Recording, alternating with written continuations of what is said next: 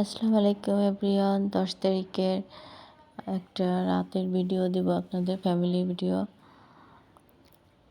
আর ওই রাতে আমাদের আসলে বাইরে ডিনার করার কথা ছিল, তো বাইরে বের হয়েছি ডিনার করার জন্য। বোনরা আগে থেকেই কাচ্চি ভাইতে গিয়েছিল, কাচ্চি ভাই ক্লোজ করে দিছে। রাত 9টা পার হয়ে গেছিল। এরপরে আসছে লাইট হাউসে। লাইট হাউসে তেমন ভালো একটা খাবার মানে পাওয়া যায়, কিন্তু অত উন্নত মানের চাইনিজটা পাওয়া যায় না। ওখানে জাস্ট কলেজের ছাত্রছাত্রীরাই বেশি খাওয়া দাওয়া করে। আর এরপর মনে করেন যে আরও একটা রেস্টুরেন্টে আসলাম। ওইখানেও মনে করেন যে খাবারের মান আমাদের কাছে অতটা ভালো মনে হয়নি। তারপরেও আমরা আরও একটা রেস্টুরেন্টে গেছি। এরপর বেলপিয়াটুতে গেছি, সেখানেও ক্লোজ করে দিছে। তো অনেক জায়গায় আমরা ঘুরছি, আসলে রাত 10টা পার হয়ে গেছিলো। আরও একটা রেস্টুরেন্টে গেছি নতুন, ওটার নাম মনে আসতেছে না। ওইখানেও মনে করেন যে কেবল ক্লোজ করে দিচ্ছে, কিন্তু ওইখানে আসলে আমরা যে খাবারগুলো চাইতেছি চাইনিজের, অত ভালো উন্নত খাবারগুলো পাওয়া যায় না।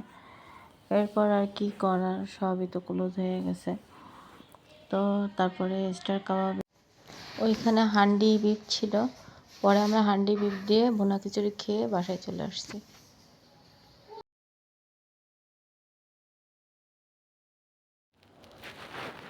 এরপর আমরা ভুনা খিচুড়ি আর গরু মাংস খেয়ে তারপরে আসছি। সবারই মন খারাপ হয়ে গিয়েছিল, ছোটো বাচ্চারা ছিল আমাদের সাথে, ওদেরও খুব মন খারাপ হয়ে গেছিলো।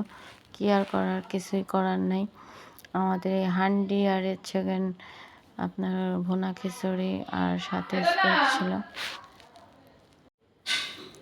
আর আমার 2 বোনের বার্থডে, 15 তারিখে বার্থডে, মেজো বোন চলে যাবে।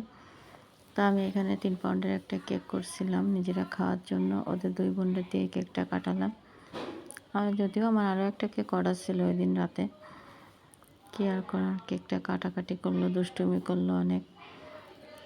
আর আমার ভিডিওটি ভালো লাগলে লাইক, কমেন্ট, শেয়ার করে দিয়েন।